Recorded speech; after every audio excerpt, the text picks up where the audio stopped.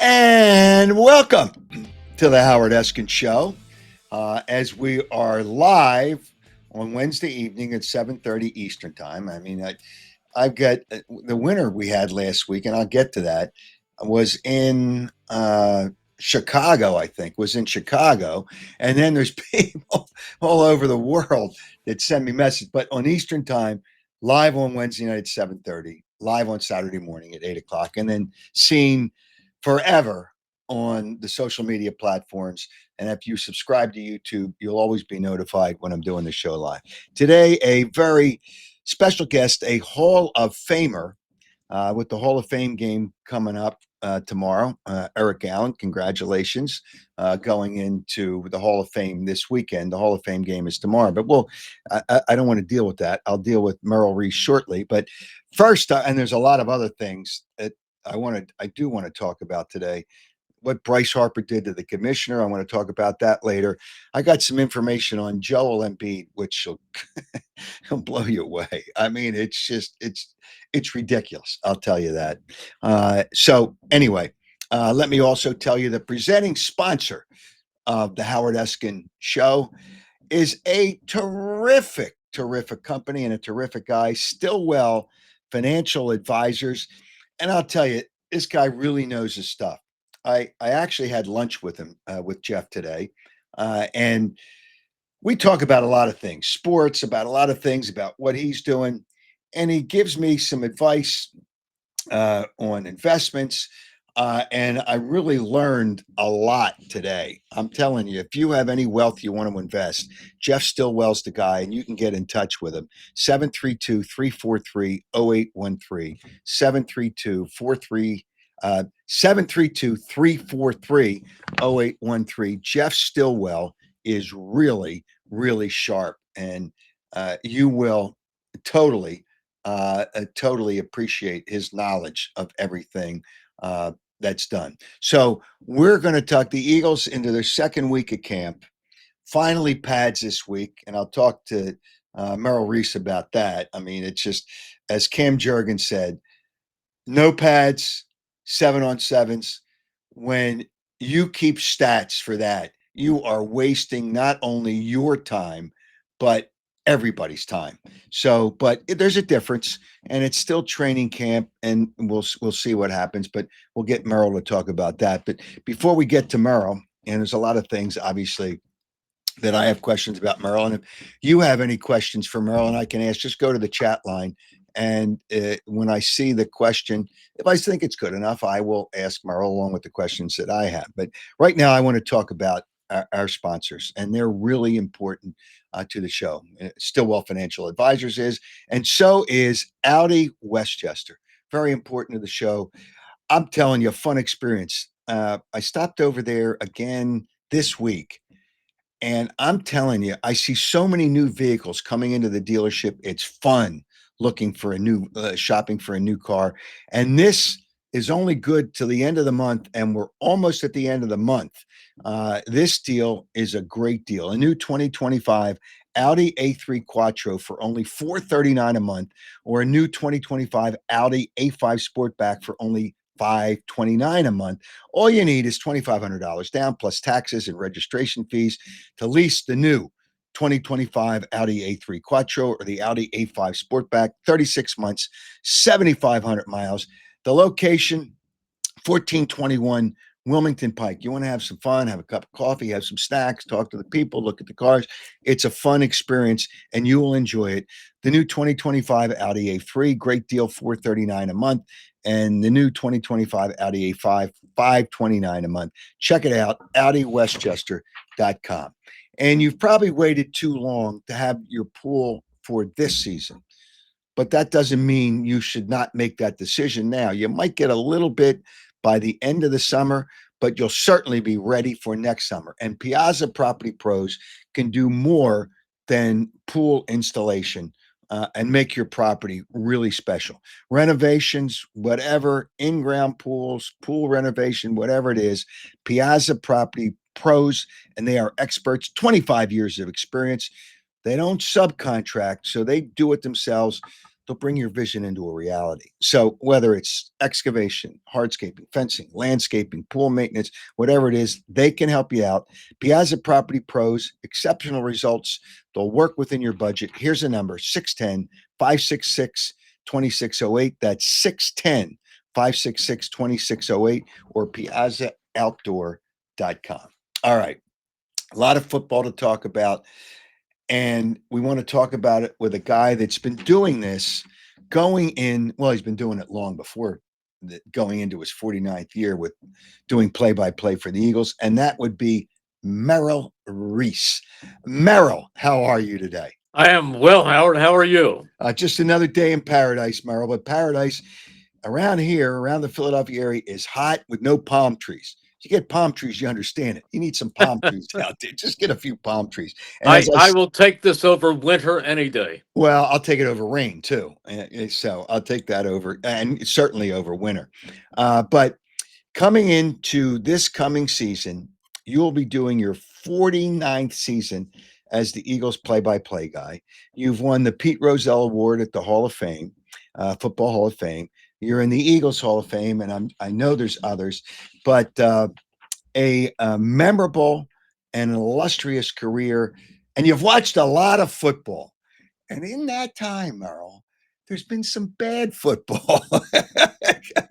There's been some really bad football. I know you like to forget about that, but how much more of a pleasure is to do the games now than watching bad football that we all watched years ago? Well, it's a lot more fun. Although I always love watching football. I always love broadcasting football. I mean, you and I go back to when you were the spotter and we were doing the Penn games, Oh yeah, I remember that early '70s, traveling Merrill. through at the Ivy League. Oh my So, God, the bus trips up to Vermont. You got to oh, be kidding me. that's right. I Hanover, New Hampshire, up to Dartmouth. Yeah, I know. Crazy. It's just crazy. It's just we go back a long way, but it's fun, and it's got to be something. When you got into this and you were doing the play-by-play for the Penn games in the early '70s, and then you finally started doing the Eagles in what, '77. What was it that drove you for you to be a person that does play-by-play for football? What was it that drove you? Well, that started a long time, Howard. When I was about 8 or 9, my dream was to be an NFL quarterback. Well, But boy. I knew by 10th grade that that wasn't going to happen. But I as a kid, as a little kid, I listened to games on the radio. I would listen to Penn games on the radio when it was Byram Psalm. I Yeah. listened to Bill Campbell do the Eagles, and it was my dream to really be a play-by-play broadcaster. Now, people say, well, and I've heard people that I was friendly with say, Merrill would play ball with us and he'd be announcing the game or he'd be calling the game off television. No, none of that is true. When I played ball, I played ball. When I watched the game on TV, I did not practice doing any of that. But in my mind, when my dad took me out to Franklin Field to see the Eagles, I would look up while the team was in the huddle. I would look up and stare at Bill Campbell and say, that's where I want to be one day. Now, Wow. the truth of the matter is, when you go into a career like this, you don't say, number one, I want to do play by play football, Mm. or number two, I want to be the Eagles announcer. You go in, and I majored in communications, as you know, at Temple. I was sports director of the student station on Yep. WRTI, did millions of Big Five basketball games because we did them all on our station because we had a line at the Palestra. And I did Temple football and I did baseball. I did all of that stuff. So my goal is to be a play-by-play broadcaster, and then it just so happened that I'm doing the team that I love the most, and I'm doing the sport that I love the most. And football, obviously, when you said you wanted to be a quarterback, football was your sport. But um, when people go into something new, uh, and well, actually, you did play by play, so I can't say you did something new for the Eagles. But obviously, when you started doing the Eagles, how nervous were you, if at all? Even though you did play by play, you're now made the step to the NFL. Was there any nerves, or how much? How nervous were you? Howard, I'm nervous every Sunday. I am nervous before every game that I broadcast. I wake up on a Sunday morning and I can feel it in the pit of my stomach. And you know, from being at the hotel, I have a stack of pancakes. And the reason is because I can't look at food once we get to the stadium. That's how nervous I feel until Joe McPeak actually cues me. And then it all goes away and I feel like I'm in a zone. But when I wake up, because I've got all of these numbers in my head. I prepare all week. I look at game tape. I study tendencies. I put in hours and hours and hours of preparation. And it's the same feeling that a student has when he goes into a final exam. You know, you hope it all comes out at the right time. But the nervousness that I felt on day one, which was I did the last two games of the '77 season when Charlie died, and the nervousness that I felt that day. All right, it was huge because of the Right. circumstance, but believe me, when I arrive at the stadium on a game day, I feel it in the pit of my stomach until I actually get the cue. You know what? It's kind of interesting you said that. Uh, when I first started doing radio talk shows, I was a little nervous going into the show, and then I got comfortable because I'm just talking to people about what I know. So I got more comfortable. But then when I did TV, every sportscast that I went into, it's interesting. I felt the same thing. I felt nerves before I sat down when I went to TV and did that. And then when I was working the games with you, right before, probably 10 minutes to 15 minutes before I did my first report before the game for you guys, I was nervous then too, because you want to Sure. start it off like, the right way with. You care. You care. You talk to the great athletes. You talk to. I guarantee you, Bryce Harper is feels that nervousness before every Phillies game, or Ron Jaworski would tell you how nervous he was. And I don't. I'm sure Jalen Hurts, even though he seems so settled and even, every one of them, they feel it before a game. If you're not nervous, something else will happen that then you're going to be you're not ready. You're not ready to go. I know you were a little pissed when they didn't have pancakes on the menu. Every once in a while, the Well, restaurant there didn't have I pancakes. I, I was in trouble. I remember that. Where are the pancakes? Well, they're Uh, not on the menu. because they fill me up and I don't need. I don't touch food from the time I leave the house or the hotel until the game is over. Mike eats right through the broadcast, but Uh, I can't yeah, look how at did food. Mike? I can't look at food until it's over. Yeah, how did Mike? All right. So I'm going to give away a little secret, and I'm not on the booth, but I know it goes after the third quarter. You have a diet soda, right? Or a regular soda. Or a regular soda. Okay, you have soda Yeah, after the third yeah, quarter. So yeah. that's what you get to keep you going for that exciting fourth quarter. All right, let's take a look at the team now. The first week, it's great that they're back and all those kind of things, but no pads and 7-on-7s, and that they know what they're doing right and wrong. But the people that watch them say, "Oh, what a great pass!" Well, there's nobody defending anybody, And then the defenses are different. But now this week, they started out with pads when they came back to practice. When you look at this team, we know that the Eagles are probably, as we look at it right now, the best team in the NFC. Uh, you know, Going into the season. right? Okay, but how difficult do you think it is to to do to accomplish what you did last year and win another winning a Super Bowl? It doesn't happen that much. That's why there's a lot of different teams that win it, other than the Patriots when they were cheating with Tom Brady, and they won them. But how difficult do you think it is knowing that the Eagles, even though the Eagles we know are the best team in the NFC? Well, they're the best team in the NFC and the best team in the NFL going into the season as of Right. September 4th at that night. Now, see, I've revised my thinking. I love Nick Sirianni. I think he's a I fine do too. coach. Yep. But for these first few, well, this will be his fifth year. But for the first 4 years, I didn't like what he did, particularly during the summer. because there was no tackling, no real tackling to the ground. There was no hitting. I thought Dan Campbell in Detroit had it right because they hit. And I also felt that Nick should play some of the regulars during the preseason games, even if it were for a couple of series just to get them in sync.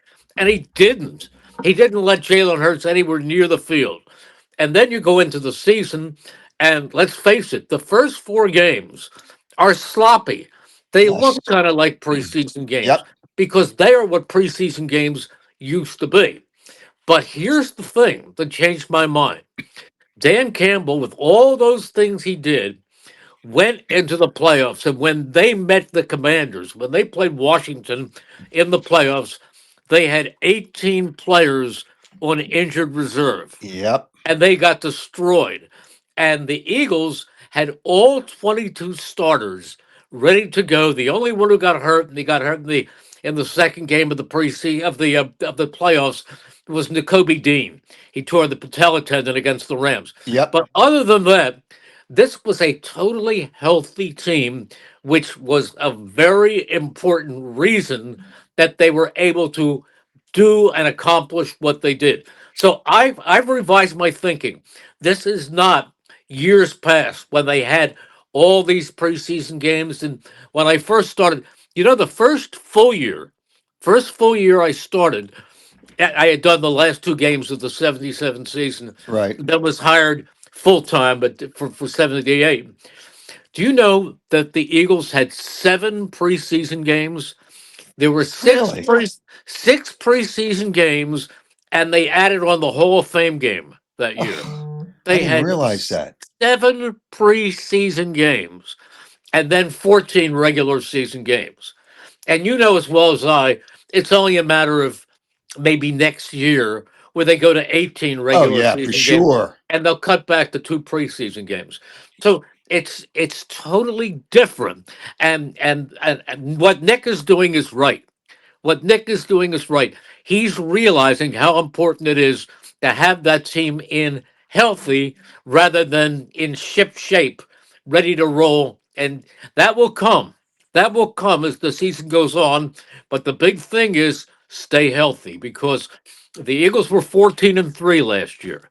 And I think you can take a 14-3 team and if they have the wrong three or four injuries at the wrong time of the season, they could be a 9-8 team or an 8-9 team, Yeah, something like that. injuries are the biggest part of a Injuries are season. the biggest part of it. That's why when people say, this team's going to do it again, well, we hope so. And as of September 4th, they will have that capability, but nobody knows. You know what? One of the chats here, one of the people said, Pat Milligan, only 15% of Super Bowl champions repeat. It's so difficult. There's so many different things. Even Hmm. though you have 17 games, there's so many different things that could happen Yes. that figure into it. Injuries are one of them, and it depends on which position, what players step up. Zach Bond had a year that nobody expected. And he had a great Super Bowl. I don't know that he wasn't the MVP in the Super Bowl, but not here nor there. It's okay that But Jalen. he was great. He was Yeah, it was outstanding. terrific. So you got to hope that guys like that. Okay, he was a big part of their defense, especially at linebacker. So you got to hope those kind of things happen. You hope Jordan Davis, who's now coming into, is now in better shape. And he says because he's 25, he makes himself sound like he was an old man at 25 Yeah. years old. So and he lost 26 pounds to get to 330, which is wow. But whatever. But he's in better shape and he's got a better frame of mind and discipline Yes. to play. Yes. So those are going to be better. But you worry about the linebacking situation, the players they lost, but the Eagles know what they're doing. So those kind of things. How much does players the expectations that you have for a player because of what he did last year and the players that you don't have expectations for figure into what this team's going to do this year? Well, I think when you mention Zach Bond, you should have the expectation that he can repeat Yep. and be as good as he was last year because is an outstanding player, Absolutely. and Vic Fangio knew exactly how to use him. And he's smart, he's in shape, he's a hard worker. So his curve should, I mean, his status should remain the same. Maybe he'll even get a little bit better because he has another year starting at inside linebacker. I think you watch a Cooper DeJean, you watch a Quinyon Mitchell. These were uncanny for rookies. The way they play, they play like veterans. Yep. They're only going to get better. And I think that you talk about practice, we don't see hitting, but you can see right away the athleticism that this Jihad Campbell has. And the only reason he was available was because he was coming off Injury. of an injury. Right. But he is, I mean, he is a great big upgrade. And the things you can do with him, he's really, you can see that right now. But as far as the wide receivers are concerned, they've got the best. There's not a better pair in the Probably National not. Football League No. than AJ Brown and Devontae Smith. And the guy who's underrated and who will probably be used more this year is, I mean, there's no doubt about the fact that when you look at Jahan Dotson, I mean, Jahan Dotson is a talented player. He got them going at the beginning of the Super Bowl with a long reception. He's got great hands. He's got great speed. They've got a trio of wide receivers, and then you add Dallas Goddard. You've got weapons, and then Jalen Hurts is really coming into his prime. Yep. And I just want to tell people that I'm going to have a question with something that Merrill has said. So you can win a Chickies and Pete's gift certificate, and I'm going to have that for you. So, listen, and you come up with the answer, and you'll submit it before our show on Saturday to my website, howardeskin.com, and you can win a gift certificate to Chickies and Pete's. But the thing that I really look at with this team, with that, I mean, we know that Saquon Barkley is terrific. We know that Jalen Hurts is playing really well. We know their wide receivers are really good, but their offensive line has to stay healthy. Lane Yeah, Johnson is the best right tackle in football. I don't care. I mean, I think you would agree with that. And was he hurt for a couple of games last year? yeah. He's got to stay healthy. And Jordan Mailata is playing great. His presence in the locker room, his play on the field, those are two key positions. Yes. They've got to stay healthy on that offensive Sure line they to be do. Sure they successful. do. Absolutely. I mean, they've got a little depth, but when you're talking about two of the best tackles, maybe the best pair of tackles in football, and they definitely have the best offensive line coach in football in Stout. I mean, they're a great offensive line. But again, when I said you take four pieces away from this team, and if one of them is one of the bookend tight offensive linemen, offensive tackles, you're hurting. You're hurt. You look, Howard, the statistics of how the Eagles have done when Lane Johnson isn't in the lineup, and they're very revealing. Who would you think? Okay, you look at a player. Saquon Barkley had an unbelievable year. Jalen Hurts did everything that he was asked to do, but with the offensive line and with the way Saquon runs, that I think obviously helps Jalen. He doesn't have to throw 30 some passes a game. So there's less chance for a turnover.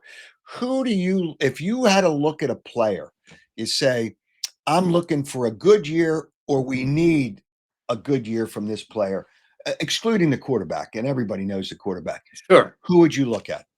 Other than Saquon, Yes. And Saquon, we know because he's got to stay healthy. Like everybody's well, got to stay healthy. And I if there's it's not a well, fringe player, I'll but a give good you player. one. I'll give Okay. you one. Jalen Carter. Jalen Carter is the reason that this team got past the Rams. Howard, we're doing that game, and Saquon Barkley in the fourth quarter scores a touchdown, and I said, "There goes the dagger," and that's Hmm. the dagger, and I felt they were in, and then my phone, which I never look at during the game, starts to buzz and buzz and buzz and buzz, and you know that Matthew Stafford was one touchdown pass away at the end of that game from beating the Eagles and knocking them out of the playoffs. But Jalen Carter came up with that huge sack of Stafford, and the whole thing changed right there. After the game ended, I looked at my phone, and there were 5 messages from my wife, Cindy, and they all said, "Stop it, stop it, stop it, stop it, stop it." She thought I jinxed them when Saquon Barkley scored. And you can't assume anything. You can't No. assume anything. Now, that's why I was careful in the Super Bowl. At halftime, the score was 24-0. And my son Nolan was in the booth, and he slipped me a note, and he said, "Dad, don't forget, the Falcons led the Patriots 28-3." So I didn't say anything about the Eagles having it locked up. But when they came out after that 2 hour halftime show, they came out in the third quarter, and Andy Reid's team went 1, 2, 3 and out. I said they don't have any answers. Hey, the You could game. feel Wait it. a minute. Then you Okay. knew. Hold it, Merrill. The game was over at 24-0. Let's It let's it see. It was it over. And what happened in the Atlanta game? Uh, uh, Kyle Shanahan went brain dead. Okay, he's up by 8. They're on the 21-yard. I'll never forget this because I've been to 42 Super Bowls. So I was there, and Matt Ryan, I was rooting for him so badly because I got to know Matt really well. Obviously, played high school football in sure. Philadelphia, so know him and his family. And I was rooting for him so badly. And he calls a pass play on the. All they have to do is kick a field, run 3 plays, kick a field goal, up 11 with about 7 minutes left. The game is over. Should have been. Yeah, and Kyle Shanahan calls it. He's trying to be cute. So that's the reason. Hey, listen, the Patriots didn't win 2 of those Super Bowls. Atlanta lost it, and Seattle lost it. Sure. So things. But let's get back to the player that you think has to be probably the most important, other than the quarterback and Saquon Barkley. We understand all that. Is Jalen Carter because he sets up that whole defensive line. Would I Yeah. agree with your assessment there? I that's what I believe. I think Jalen Carter is now he's I'm not going to start saying the best, I'm not going to start making ridiculous comparisons and call him the next Reggie White or any of those things, but he is a great impact defensive lineman. He can really spearhead the whole defense. Yeah, and it done a great job. The young players won a Super Bowl in their first year. Quinion Mitchell, we'll just look at the two in the defensive secondary, and Cooper DeJean. I mean, Cooper was all over the place. Great Yeah. guy and a hell of a player. And he got to the second round because he was hurt his last year in college. So the Eagles don't care about injuries. They check it out and they don't care about drafting players that were injured in their final But year in college. sometimes that fails because a couple of years ago, you remember Sidney Jones, who was considered to be a high first round draft choice, tore Yes, his I remember. Achilles in his pro day workout. The Eagles drafted him in the second round and thought we've got a steal. Wait till he's ready, and he hasn't produced for anybody yet. No, it's just it really is amazing. But I worry about the young players being so caught up, and I'll say the stardom. They probably didn't have to pay for a meal. They were hugged by everybody loves you. You got to get over that. But I don't know that Nick Sirianni's doing it the right way. I'm going to play this comment from Nick Sirianni, and I have my opinion. I want you to give me your opinion, Nick Sirianni, because the whole uh, storyline this year, we're not defending champions. We got to come out and play this year and not worry about last year, and that's been drilled into the player's head. But I got some, and I don't think Nick knew how to answer this question. But let's listen to this, and then we'll comment on it. Nothing that you do in the past. Now you can look back at your past experiences and learn from 'em, but no one like this isn't this isn't boxing where it's like you're the champ until someone takes your belt away. No, this is football. Everyone starts off 0-0.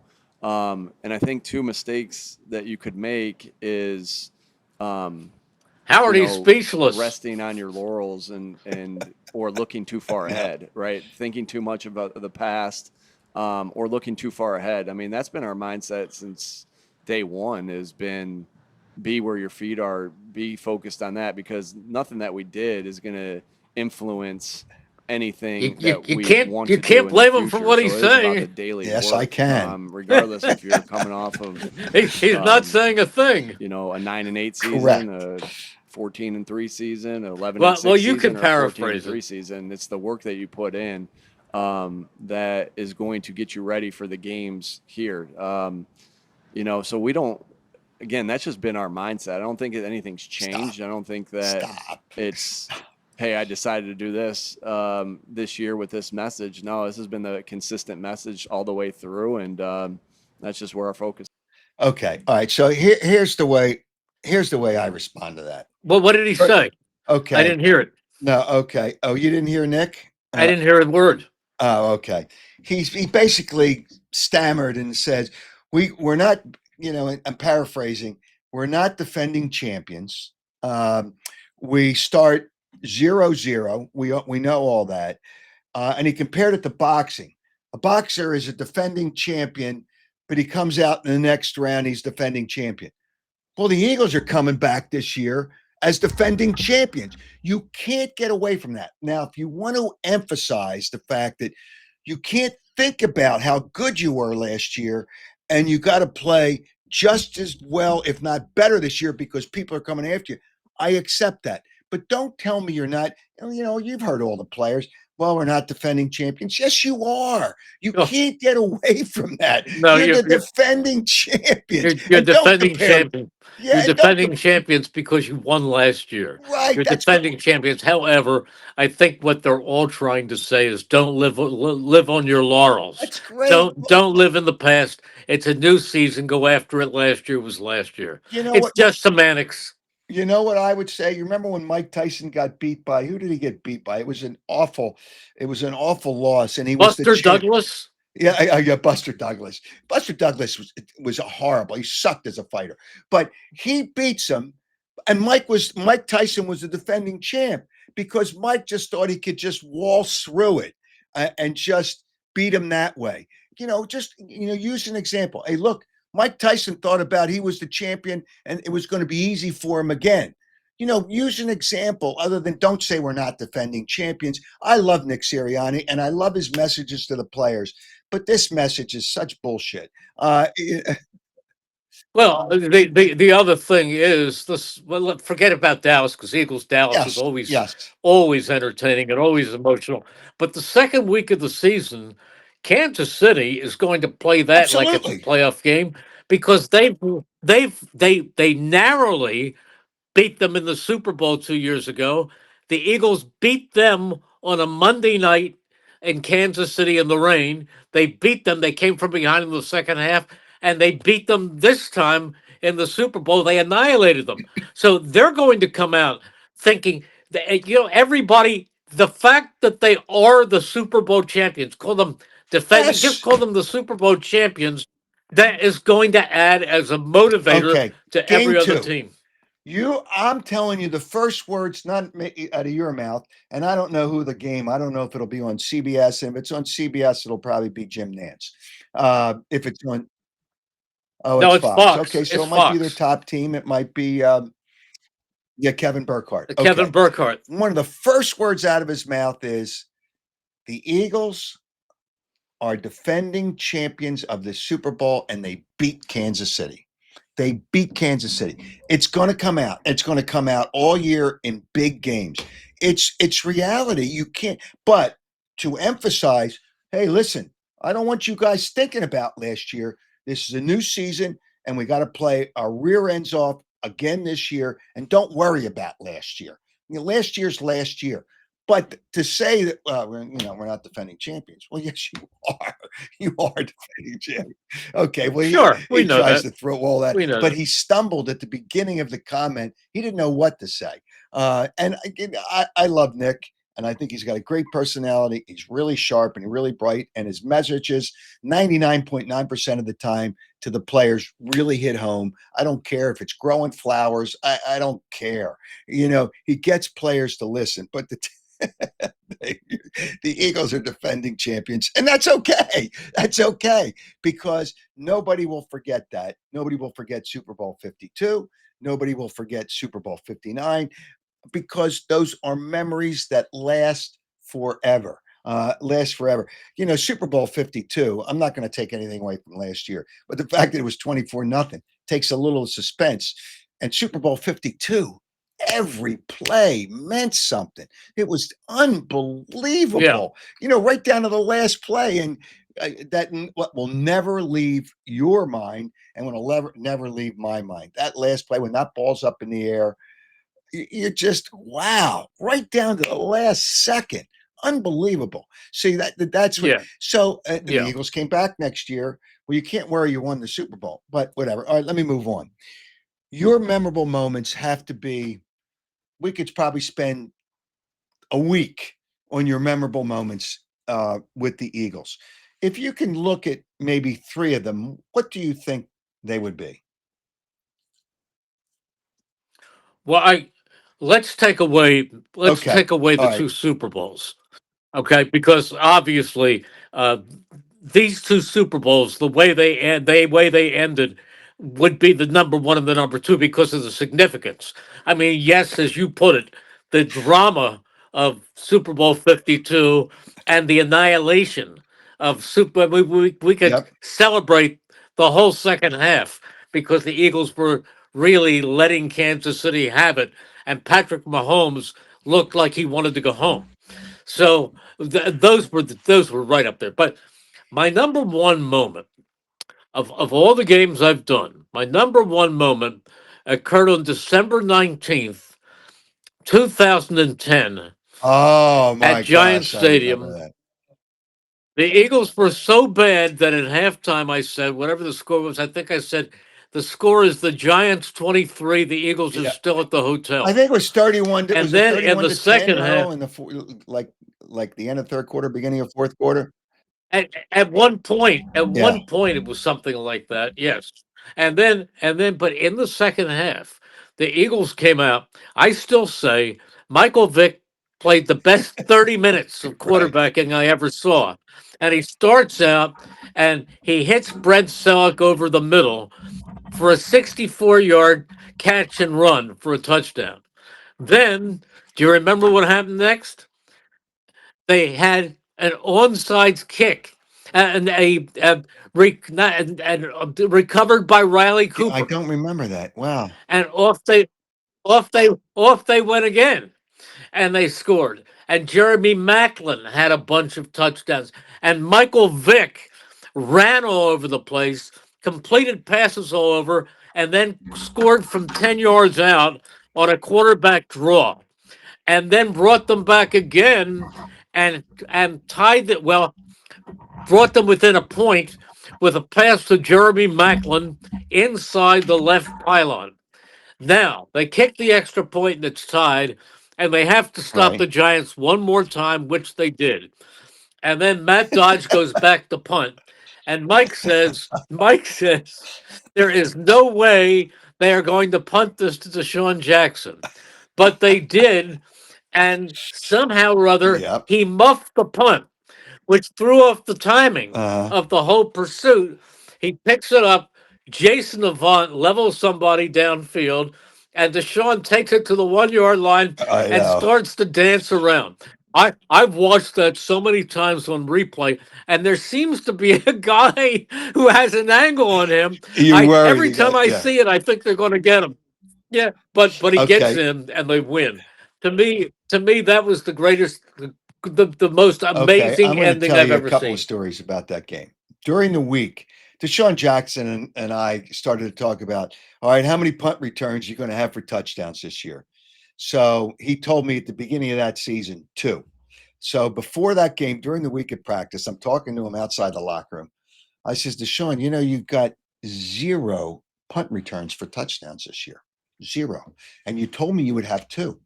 He says, I'll get one on Sunday. It's obviously just talking out. He says, I'll get one on Sunday. Then I find out after the game, and I forget who the player was, and I wouldn't out him anyway, in the Giants locker room, that heard Tom Coughlin come up to Matt Dodge. He says, after that, I'm going to cut you. I told you to kick it out of bounds. I'm going to cut you. So I went on the air the next day on the talk show, and the PR guy that was there, who's now with the Cleveland Browns, called me up the next day. He says, well, Tom Coughlin never said that. He's trying to stem it because he's not going to cut him. I said, I'm going to tell you, and he's a great guy. I forget his name. Great guy. And I said, he did say that. And I'm telling you, Is that no, Aaron it's got Sorkin? 3 names. Oh, man, he's with the Cleveland Browns right now. Why do I forget his name? He's such a great guy, but it slips me for the time being. But he was with the Giants at the time. So he calls me. And I said, I'm telling you, he told him that. I mean, I have an eyewitness. He told him that. So that's the second part of that. And the part of that I love, the pictures you've seen where all the Giants players are lined up on the Giants sideline chasing Deshaun Jackson, the way the picture was shot, and Tom Coughlin getting ready to slam down his clipboard. That is Merrill, that's a great moment. That really is a great moment because Oh, that wasn't the first miracle in the Meadowlands. That was that was number Mike. Mike goes, Miracle in the Meadowlands, right. Okay. number And two. it's just, we talked to Herm Edwards and I found out some backstory of that. Were you doing the games yet okay. Yes. Yes, that was my first full year. You know what the funny thing was? I'm going to tell you the funniest thing. The 3 greatest comebacks. I mean, that was miracle number 1. That was November 19th, Right. 1978. The other one was the Brian Yep. Westbrook punt return against the Giants when they flipped everything. Jeff Fiegels was the Yeah. punter and he got leveled. And that was I don't even know the year. That was October 19th. The first one was November 19th, and the one we just spoke about was December 19th, and all Yeah. 3 Do you were at know on Giant the Miracle in the Stadium. Meadowlands from Herm Edwards, Dick Vermeil never saw the touchdown live? I think I I mentioned know. that to you when I I saw know. you at that golf tournament. Yeah. It's just, it's amazing some of the things. All right.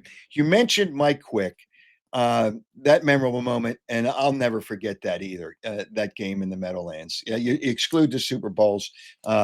That's an unbelievable the way they came back and the way Deshaun scored at the end on the last play of the game. It was great. Your partner in the booth, you mentioned Mike Quick. You've had different partners. Tell me what it's like to work with, and we both know Mike, what it's like to work with Mike Quick in the booth. It's hanging out with a friend. And Mike puts tremendous preparation in during the week, and I study like crazy during the week. But the goal is for people to think there are 2 friends hanging out and just enjoying the game. But there's a lot that goes on in that booth with hand signals and spotters and Joe McPeak putting Joe. cards in my hand to read of all the things that go on. But Mike is a great guy, and he really, really never came to the booth and said, "Hey, I'm a 6-time or a 5-time All Pro, so I can just show up." He absolutely does all the preparation, and he's one of the most easygoing people I've ever met, and Yeah, and he's a great he friend. rolls with it. He analyst. Obviously, when I was on the sidelines with you guys, I'd hear everything. I'd hear the entire broadcast, and I'd obviously listen to it intently because there might be some things that you guys said that I might be able to help. I could have helped you with, but the way you guys mesh is really good. Mike doesn't get in the way, and I know it's important for you, and it's something that I learned at the beginning when I give a report. I got to be out of that so you can set up the play. Mike knew that from working years with you before that I got there, and it's just he just fits. I mean, Stan Walters fit. Stan was a great guy. He understood it, but it's not Right, easy. It's not. It's not an easy job to work with you, Merrill. But I say that with all due respect because you got to know when to get out and you got to condense your thoughts, make them succinct, get your point across. it's some of the hardest things to do during a football. It's not a baseball game where you got 5 minutes between pitches. I'm being sarcastic. But and I'm not talking. I think the Phillies guys Oh, do a great radio, I job think on is great. radio and Yeah. television.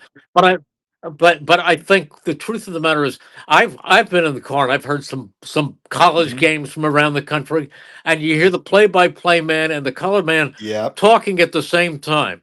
When two people talk at the same time, you actually hear nothing. You hear a jumble. I It's nothing. But Mike is a very Yeah, professional very broadcaster. good. And Very the professional. fact that, obviously when you work together, you become, and you were friends before that, you work together and you become friendly. When I had Yeah. Mike on the podcast here, he was great. We talked about things, and you're just reliving some of the things, but you're talking about the experiences, and they're all good. I mean, they're all good because it's football and you're doing what you want to do. And uh, yeah, and Oh, it's it's fun. really enjoyable. But to know that it's not easy, and you said you hear it when you're driving around the country, it's not easy for a color analyst to mesh with the play-by-play guy. It's not always easy, and you got to know when to get out, and you got to get out. But it's what's not easy is to condense your thoughts. If I'm doing something, and I know all of a sudden they're coming up to the line of scrimmage, and when I was doing it, I said, "Got to condense your thoughts, make your point, and get out of it." And that's what Mike does too. And Mike does that really Right. well, really, really well. Yeah. So Oh, he I, does. I respect, He really does. obviously, I respect both you guys, but I certainly respect Mike a lot. All right. So, everybody, this is just nonsense. When people, you don't even know what the final roster is going to be. But here, I'm going to give you your chance to do what the fans do.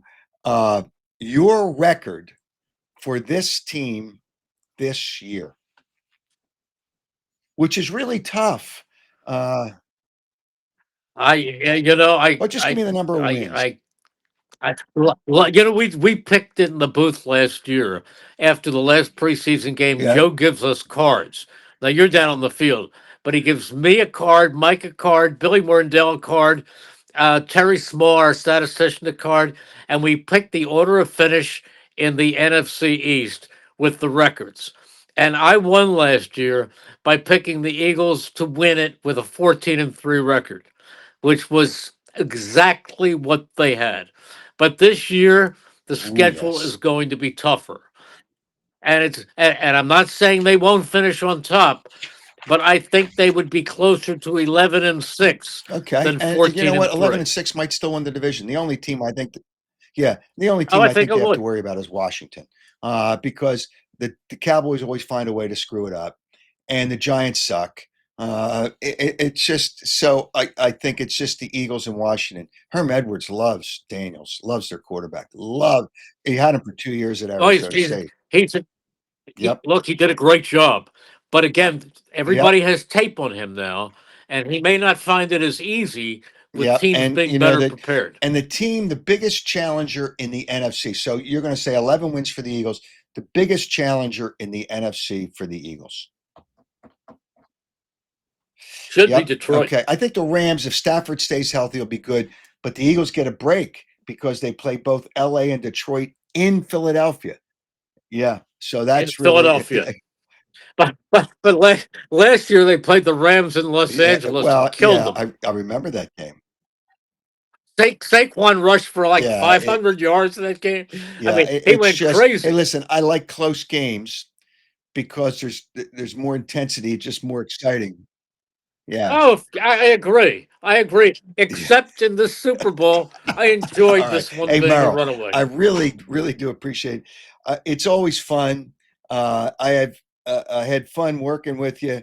Uh, Even though once in a while I went a little too long in my report, and you jumped in, and I knew, get your ass out of there. He's got to set up the play. Howard, get your ass out of there. That's because you went on in the beginning and told us what Nick Sirianni said in the meeting the night before, and sometimes you went into the kickoff. Well, they kicked it off too fast. I'm watching the officials. I would tell one of the officials one time. I told the official there were some bad calls, and you guys call him out on that. I told one of the officials, and they were from Philadelphia, and I've known him. I knew the guy. I says, I don't think you guys are having a good game. And he said, what do you mean? I said, so I pointed out 2 plays. And he looked at me and he just says, okay, I got to get back to the game. But I knew I had to get my ass out of there when I went too long. And it wasn't at the beginning. It was during a play where something happened whatever. I knew I had to get my ass out of there. But thanks, Merrill. It's always been fun, and I really do appreciate it.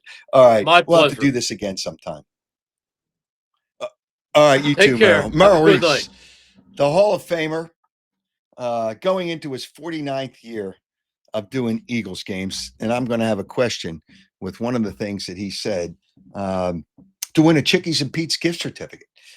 So you got to listen. And now you can always go back if you miss certain things. Submit your entry by this Friday, which is August. Wow. Can you believe it's already August? August 1st. And I'll name the winner on Saturday. Out of the correct entries, we'll select somebody at random. And as always, you can watch us on X, Twitter, whatever you want to call it, Facebook, Instagram. Subscribe to YouTube. And when you do that, you're notified when the show comes on. And it's easy to find the shows. I see a comment here. I love the Eagles from a fan in Arizona. I'm telling you, people listen to me all over the country. So I have the Chickies and Pete's gift certificate. Somebody that won the last won a pair of Oakley sunglasses. Let me talk about that right now. And I got some things to say about Bryce Harper and about Joel Embiid, which, whatever. I think it's important you might listen. Denise Buemi, or Bomi, or Denise, I apologize because I don't know the pronunciation of your name. The question was, where is my bobblehead prominently displayed next to Hulk Hogan? And the answer was Delco Original Steaks in Dunedin, Florida. Denise, you won a pair of Oakley sunglasses, and I do appreciate your joining us. And I also want to tell you about our presenting sponsor, because today I had lunch with him. Actually, we really had a great time. We went to Panera Bread in Granite Run, and I always pop in there. I usually get cookies and stuff for people that I know at the bank, which is right across the street. And then when I've had people out, I've had people at lunch there. But it was Panera Bread. It was great there, and the Granite Run. But what Jeff and I talked about, besides enjoying lunch, is a lot about sports, a lot of sports things, and his advice on a lot of things to secure or help secure your financial future. And he can do that for you too. He absolutely can. Stillwell Financial Advisors, Jeff Stillwell, 732-343-0813. And I also want to tell you about our presenting sponsor is really important. Obviously, really, really, really important. But I also want to tell you about our other fine partners in this fine program, the Howard Eskin Show. Audi Westchester. Lease a new 2025 Audi A3 Quattro for only $439 a month, or a new 2025 Audi A5 Sportback for only $529 a month. All you need is $2,500 down, plus taxes and registration fees, to lease the new 2025 Audi A3 Quattro or Audi A5 Sportback, 36 months, 7,500 miles. And from what I understand, this incentive goes away by the end of the month. The end of the month, as we do this show live, is coming very, very quickly. Stop by Audi Westchester 14. You'll have fun. A lot of new vehicles have come into the dealership. 1421 Wilmington Pike. It's fun looking for a car, and the people you'll have fun with. You have some coffee, have some snacks. The Audi new 2025 A3, $439 a month, or the A5 Sportback, $529 a month. AudiWestchester.com. You want to take care of your property and have fun in the summertime. You want to have fun all the time. You want your property to look nice. Landscaping I've had done by Piazza Property Pros, do an unbelievably sensational job, but they can build a pool for you. I already had a pool, but They can build a pool for you, and you might not get it ready by the end of this summer, but you'll have it ready for next year. So don't waste time. Get it done. Don't waste time. They are experts for 25 years, 25 years of experience. They don't subcontract, whether it's pool maintenance, landscaping, whatever you need on your property, fencing, they can do it. Piazza Property Pros, and they'll work within your budget. Here's a number 610 566 2608. Call for a free consultation 566, that's 610 566 2608, or check out piazzaoutdoor.com. All right. I'm going to have the question so you can win the Chickies and Pete's gift certificate. But first, there's a couple of things I really got to talk about here. Bryce Harper. Come on, Bryce. You know, by the way, the Phillies, as we speak, made a trade for a closer from what's it, Duhan from Minnesota. The Mets made a trade for a closer as well from the Cardinals. But so the Phillies, I don't know if that's enough. I just don't know that that's enough. Um, uh, I see. Well, I see. Does Stillwell think Bitcoin is a good investment? Well, call Jeff Stillwell. You had the number. All right. So here's the deal. Bryce Harper was so disrespectful. Who the hell does he think he is? The commissioner comes around to talk to different teams, and you've probably seen this story. Rob Manfred. Whether you like Rob Manfred or not, whether you like what he's done, and I don't like some of the things. I think um, the time between pitches is good. I think to speed up the game is good. I don't like dummy runner at second base. I don't like enlarging the bases. I don't like changing the game like that. But whatever the case may be, show respect. He is the commissioner of baseball. So now, knowing that baseball is the only professional of the four major sports, that doesn't have a salary cap. Apparently, he alluded to that in the conversation that at some point, I guess they might have to do a salary cap. Bryce Harper, who's a mouthpiece, a total mouthpiece for his agent, Scott Boras, who doesn't want that because he wants to sign these ridiculous contracts of players that never achieve what they should achieve. I mean, he wanted Bryce Harper to have a 13-year contract, which is not good for Bryce Harper because he wanted the largest contract in baseball, $330 million, which for 5 minutes was the largest contract until Mike Trout signed at $450 million. But so he extended the years to make the contract better. So, all that nonsense where they talked about the beginning of the year, and Scott Boras didn't interject, but it kind of got out there because of Scott Boras. Well, he should get an extension. He had 7 years left. What are you talking? You shouldn't have signed. You should have signed maybe a 6 or 7 year contract, and then you would have had a valid argument for extension. But it's ridiculous. But Bryce Harper, to tell the commissioner to get the bleep out. I won't say what he said. And he used the 4-letter word to get the bleep out. Who are you? Who are you? Just listen. You don't like a salary cap? Talk to your players association. Don't try to demean the commissioner. Totally out of line. And I'm not the only one that says this. Totally disrespectful. Who do you think you are? Really, who do you think? Just because you can tell the owner when you want a player to get this player, and you tell the team, I want to play first base, and you go play first base. Hey, listen, that's within the product of the team. And if the owner and the general manager agree that, that's fine. But you shouldn't have gone after the commissioner. That's number one. Number two, and I'm going to say something about Joel Embiid. The gambling by professional players, it's disgraceful. The last guy was the guy from Cleveland, the closer from Cleveland. You're making all this money. What do you have to bet on baseball games for? So you have something to do with the outcome of a game. They're betting on innings and pitches, and they're going to catch you. They're going to catch you. These players are so stupid. Gambling, they got to find a way. Hey, listen, I know people like to bet games and like to gamble. Gambling is going to hurt a lot of people. By the way, as I said that, Mark, you got to within your means. Mark Lawrence is going to join us every Saturday, and I'm going to probably have him on Saturday to kind of give a little preemptive look at football this year. So those guys are idiots. All right, listen to this, and I'm going to end it after this with the question from Merrill Reese that Merrill Reese said. Joel Embiid. The 76ers are enablers of Joel Embiid being lazy, being all about himself, being the choir boy. I mean, being everything you don't want. He shouldn't be bigger than the rest of the team. He shouldn't be bigger, and they've made him bigger. All right. Here's two things that I have learned.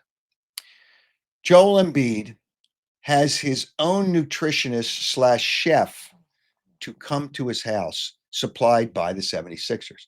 Now, their facility, if players want to come in 24 hours, there will be a chef there if you want to eat 24 hours in any time in the 24 hours. But he can't go to the facility in Camden. He has to have one come home. The therapist to help him rehab. And I don't think he's going to be ready by the start of the season. I see somebody say, be nice to Embiid. He's trying to be the best with a crap organization. Let me tell you, that's KZ 199, whatever. You're wrong. He's not trying to be the best. He's trying to be, now that he got his money, he'll do what he wants to do. But the therapist that gives him therapy, he has to come to his house. Everybody else has to go to the facility. The therapist has to come to Embiid's house. You know, at the Olympics, and I found this out, Steve Kerr wasn't a big fan of his once he got there because he wasn't happy with the minutes he was playing. He wanted to go home. They had to talk him out of going home from the Olympics. How disgraceful is that? Oh, it's just, he's all about himself. Doesn't listen to the coach. Doesn't play hard all the time. Doesn't play for his teammates. He's all about himself.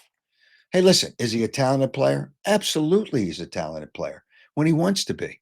But he's hurt all the time, and that's affected it. That's changed everything. But he won his championship with the gold medal, and he won his MVP. So it's just Joel Embiid has his MVP, gold medal, and money. He is done. You're right, Mark. You're absolutely right. So I had to put that out there. All right, here's the question. Here's the question, something Merrill Reese said. And if you answer this correctly, and with your correct answer, if you're selected at random from the correct entries, submit it to my website at howardeskin.com. The question is, what is the most memorable game of Merrill Reese's broadcasting career, excluding, and I'll give you a hint, excluding Super Bowls? Excluding Super Bowls, what is the most memorable moment in Merrill Reese's career? And if you answer it correctly, out of the correct entries, we'll take somebody to win the gift certificate to Chickies and Pete's. All right, let me read some of these comments before we go. Jojo wants to get his Happy Meals, okay? He's injured. Don't use that as an excuse. Does Jojo's chef make him Shirley Temples from Chick-fil-A? I don't know. Another one, Mark is right. Embiid has his MVP, gold medal, and money. He's done. Scott says Joel Embiid is immature. Yeah, he is. It should be bigger than the rest of the team. He's literally the reason the Sixers make the playoffs every year. Well, that's fine. If they didn't have him, everybody makes the playoffs. Hey, David, I'm going to respond to you. David Kitchens, and I'm going to call you out for who you are. Breaking news, Howard Eskin dislikes Joel Embiid. No, I don't dislike him as a person. There's other things I could say that show that he's not always a good guy. And I'm not going to get into those because I was told those in confidence. But he doesn't do what's best for the team. He doesn't do what's best for the team. And that's the bottom line. Phillies made a trade. They're going to get a relief pitcher. The trade deadline is July 31st, so they still have more time. But here is what I'm going to tell you what's disgraceful about the Phillies. All right. They lose 2 out of 3 to the second worst team in baseball. They lost 2 out of 3 to the White Sox. They lost 2 out of 3. It's just they lost 9-3 in the final game. They lost the first. It's just, well, Tyrone Walker stinks, but he only gave up 2 runs in 5 innings. But Lazar was, but let me. Bryce Harper is not. He's hitting 266. He got a hit, like big deal. Phillies had one home run, and that was by Brad Marsh. You're not going to win many games like that. It's a joke. It's not. Let me just check something here. Um, they were only down. They were up 2-1 at one point in the game, and it was 2-2 in the fourth. And then the White Sox scored 7 runs in the seventh inning. I mean, they lost 2 out of 3 to the White Sox, the second worst team in baseball. That's not good. All right, Saturday morning. Lot to talk about. It's going to be you and me Saturday morning, as we're trying to do now, because people want that, and I'm going to try to help you out with that. And I'm probably going to have Mark Lawrence on. Um, I'm probably going to have Mark Lawrence on to just give a forerunner of football. Let me just touch on a couple of comments here. Who's the owner of the Phillies? It's John Middleton. And what John Middleton worries about is the Phillies winning the World Series, which is fine, but he worries about it. And he said this publicly for his legacy. His legacy. I don't want to hear about his legacy. It's all about the legacy is the players. The championship is for the team. It's just whatever. All right. Thanks for joining the show. Thanks to Merrill Reese. Thanks to everybody. We'll be back on Saturday morning live, but you can watch this show at any time. With Merrill Reese was terrific. You can watch it. You can go to all the social media platforms, but it's probably easier to find on YouTube. You subscribe to YouTube, and when I'm doing the show live, it notifies you. Thank you to everybody. Thanks to everybody. We'll see you on Saturday morning at 8 o'clock, but you'll probably see me at other times when you're watching the show. Have a great day.